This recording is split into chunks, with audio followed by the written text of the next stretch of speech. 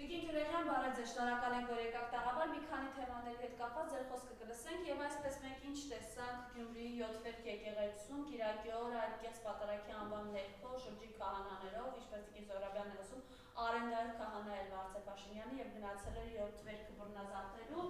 Այդ արարողությունը տեսանք, որին հաջորդեց նաեւ հաջորդ օրը արդեն Շիրակի թեմի հոգեվոր դասը մաքրագործման արարողակարգ իրականացրեց։ Եվ ինչն է հատկանշական, որ այս փուլում մենք տեսնում ենք, որ հոգևորականներից օրինակ Վազգեն Միրզախանյան անունով հոգևորականը մեծ Վաթեն երկրների ինքն է առաջի պլան եկել եւ բոլոր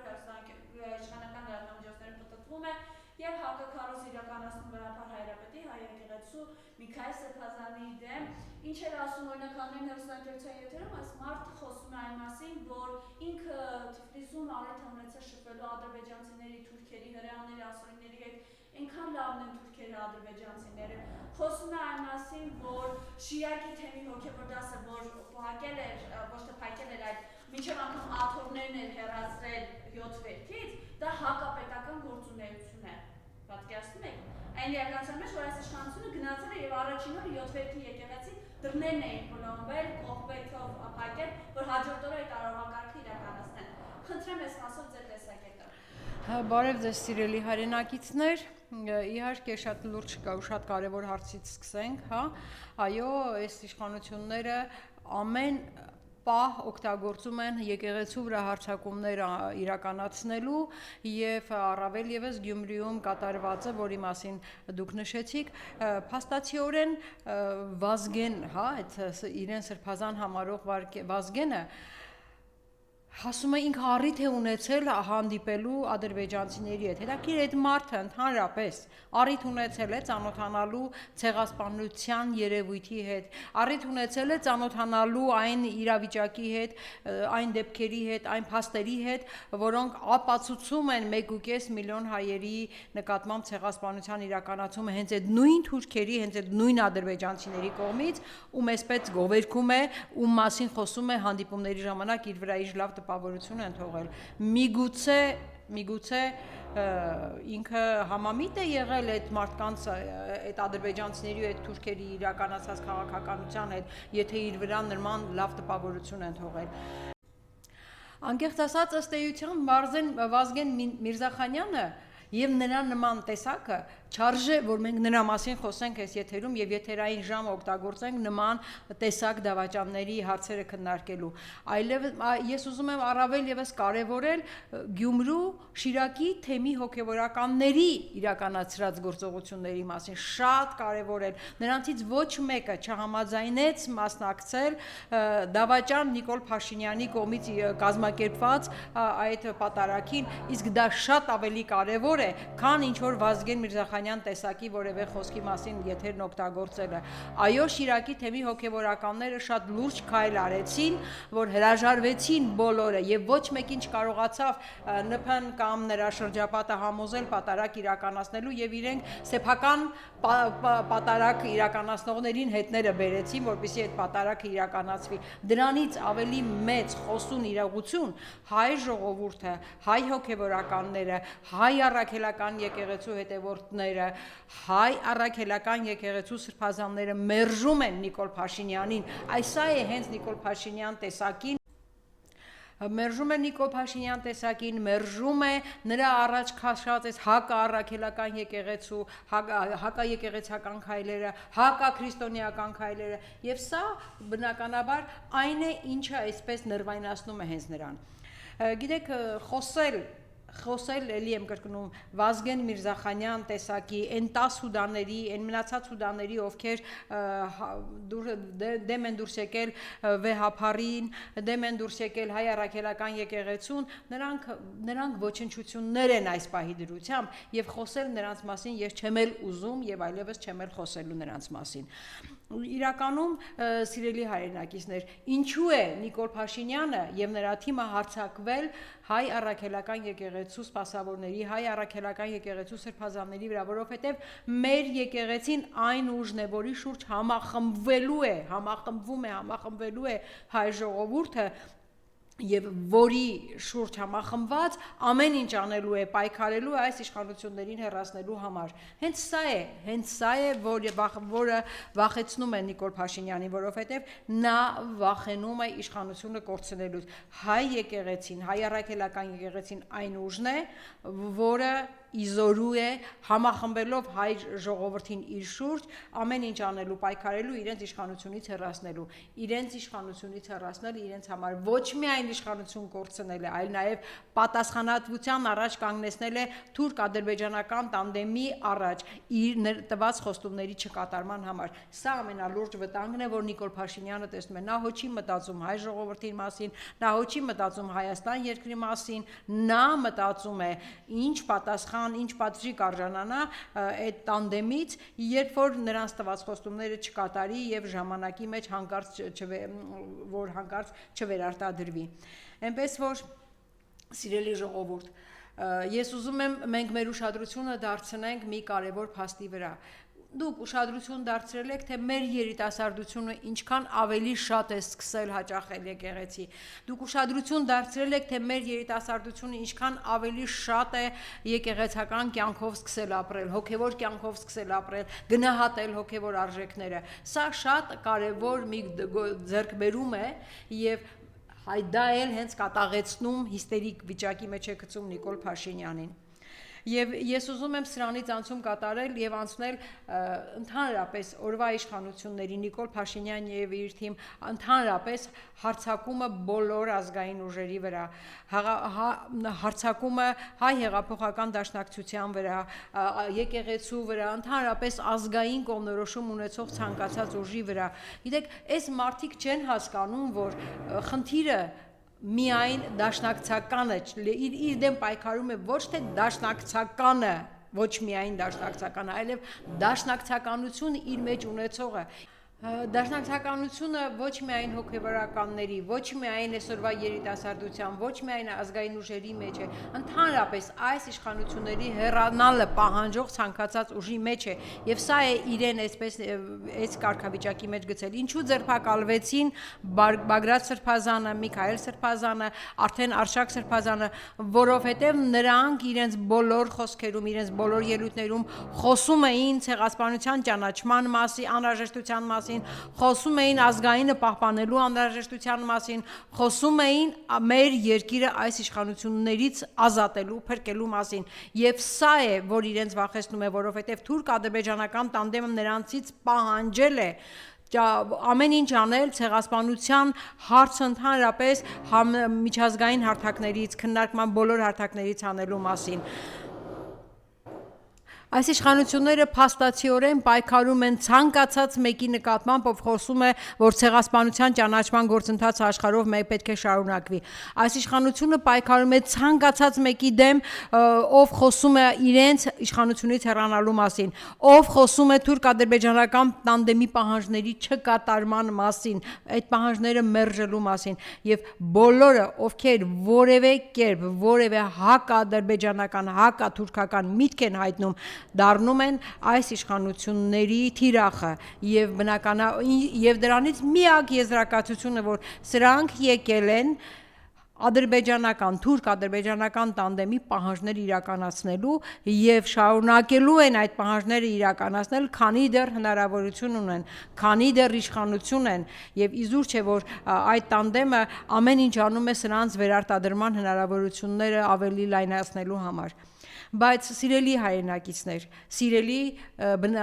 մեր Հայաստանի Հանրապետության քաղաքացիներ, մենք պետք է հիշենք, որ առաջիկայում 5-6 ամսվա ընթացքում այդ առաջիկա ընտրություններում մենք այլևս իրավունք չունենք այս իշխանություններին, հակապետական, հակազգային այս ուժերին որևէ շանս տալու վերարտադրվելու։ Եվ այսօր ես ավելի շատ ուզում եմ իմ խոսքը ուղղել թոշակառուներին, ովքեր մեր բնակչության մեծամասնություն են, բնակչության մեջ բավականին մեծ տոկոս են կազմում եւ ովքեր բավականին մեծ ազդեցություն ունեն ընտրությունների արդյունքների վրա։ Սիրելի թոշակառուներ, ըստ էության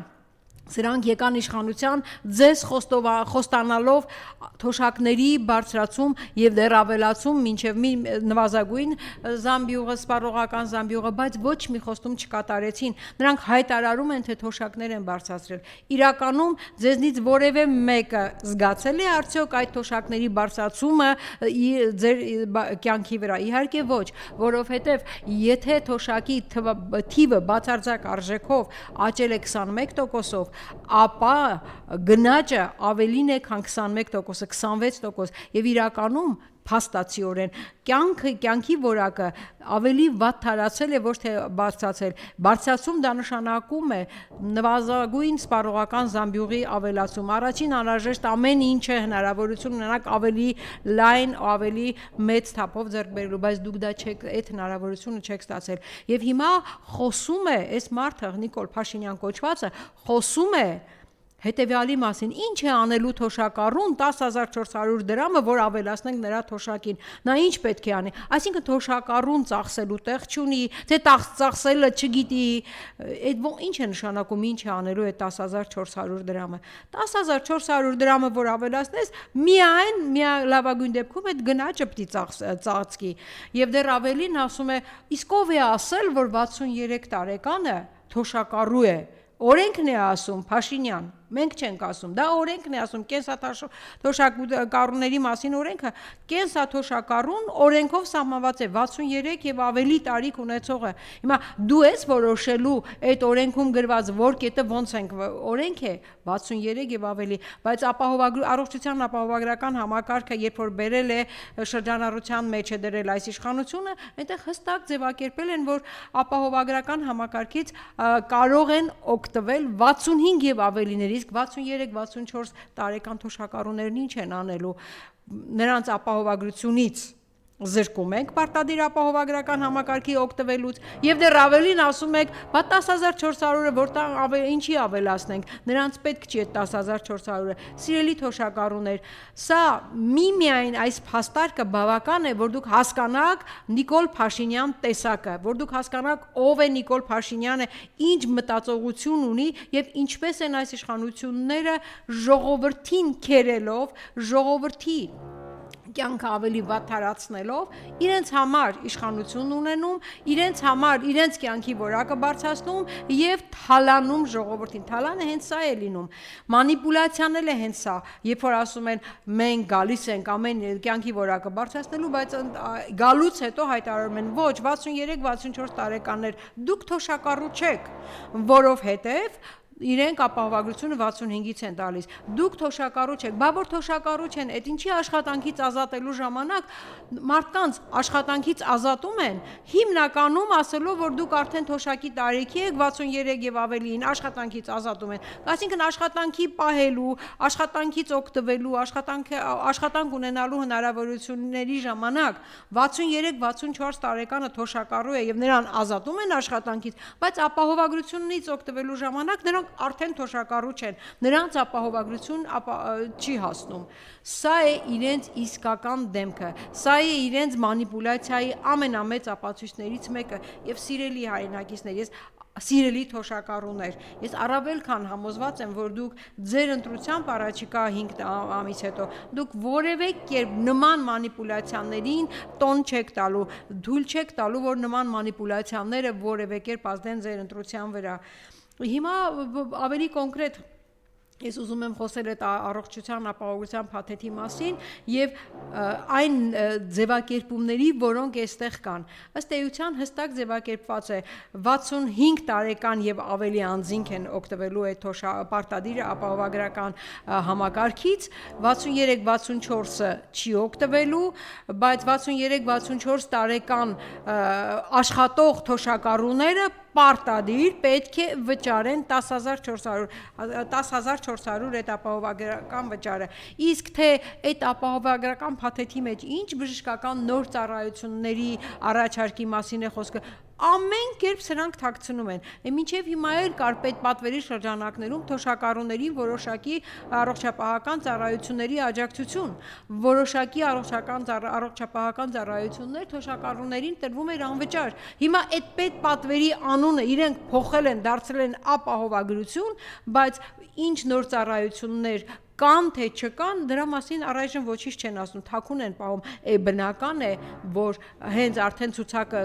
տրամադրվի հանրությանը, ցուցակը ներկայացվի հանրությանը, մենք շատ լավ էլ կարող ենք տեսնել, որ այնտեղ նոր ծառայություններ առողջապահական բժշկական չի էլ առաջարկվել։ Պարզապես, եթե մինչև հիմա պետպատվերի շրջանակում մարդիկ ստանում էին անվճար, հիմա այդ ամեն ինչի փոխարեն բոլոր աշխատողներից 10,400 հավաքելու են, այսինքն հարկերը ավելացնում են առանց լրացուցիչ ծառայություններ առաջարկելու, բա էլ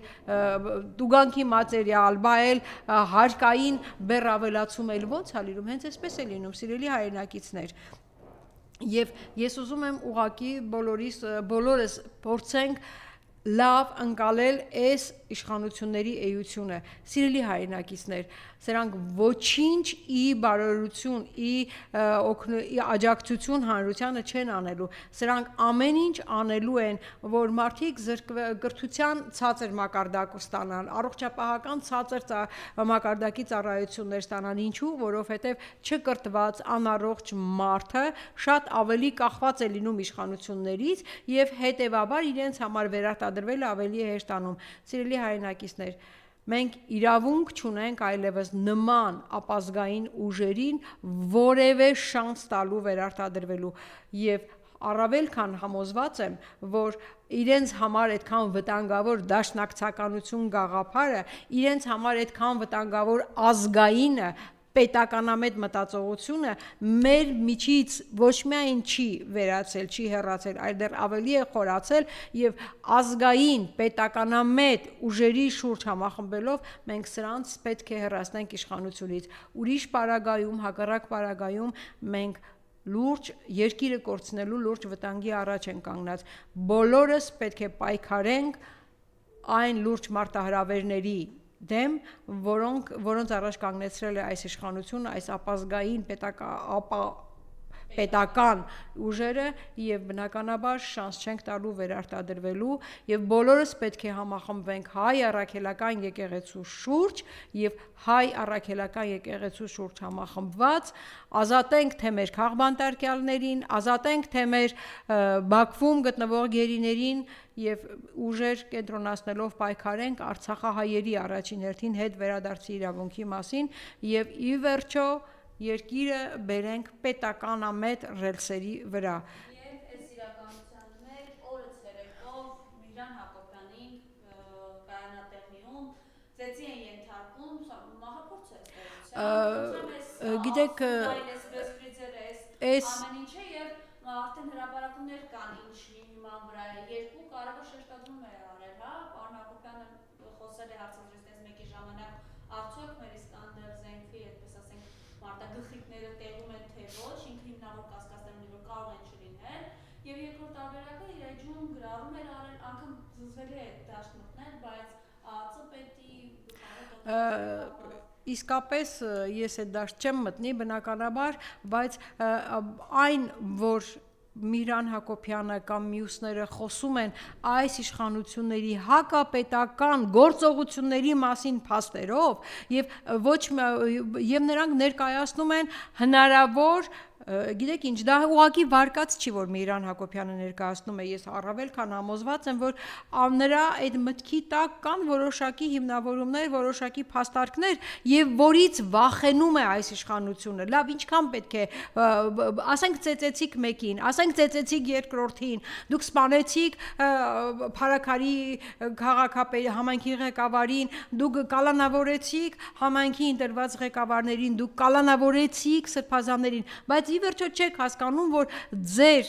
արած գործողությունները հակազդեցություն են ծնում, դա Նյուտոնի օրենքն է, հասկանում եք, ազդեցությունը ծնում է հակազդեցություն, ձեր ցանկացած այս գործողությունը ավելի մեծ հակազդեցություն է ծնում, եւ դուք պարզապես ձեր այս գործողություններով ցույց եք տալիս հանրությանը ովքեր են ձեր իշխանությունը վերարտադրվելու համար վտանգ ներկայացնում։ Դուք հարձակվում եք եկեղեցու վրա, ուրեմն եկեղեցին, հայ առաքելական եկեղեցին ձեր վերարտադրման համար լուրջ վտանգ է։ Դուք հարձակվում եք դաշնակցության վրա, ուրեմն դաշնակցությունը ձեր վերարտադրվելու համար լուրջ ռազմավարական վտանգ է ներկայացնում։ Դուք հարձակվում եք անհատական ազգային գաղափարախոսություն կրող անհատ քաղաքական գործիչների վրա, ուրեմն նրանք ձեզ համար այդ վտանգը ներկայացնում են եւ ուղիղ համեմատական է ձեր հարձակումը այն ազգայինը կրելու ուժի նկատմամբ, որ ում դեմ դուք հարձակվում եք, ինչքան ուժեղ եք հարձակվում այդ ուժի այդ անհատի վրա, այնքան հանրությունը հասկանում է, որ նրանք ձեզ համար վտանգ են ներկայացնում։ Այնպես որ սիրելի հայրենակիցներ, ըստ էության շատ հաճախ հարցնում են, ինչ եք անելու որ գաք։ Այն բոլոր գործողությունները, այն բոլոր քայլերը, որ սրանք արել են, սրանք հետ բերելով, մենք մեր երկիրը կարող ենք բերել ազգային պետական ռելսերի վրա եւ դա անելու ենք։ Համոզված եղեք, որ մենք ի վերջո ազատվելու ենք սրանցից եւ բոլոր ազգային ուժերի միասնությամբ միասնաբար մենք հասնելու ենք երկիրը այս լուրջ մարտահրավերներից ազատելուն, այս իշխանություններին հեռացնելուն։ Շնորհակալություն։ Շնորհակալություն։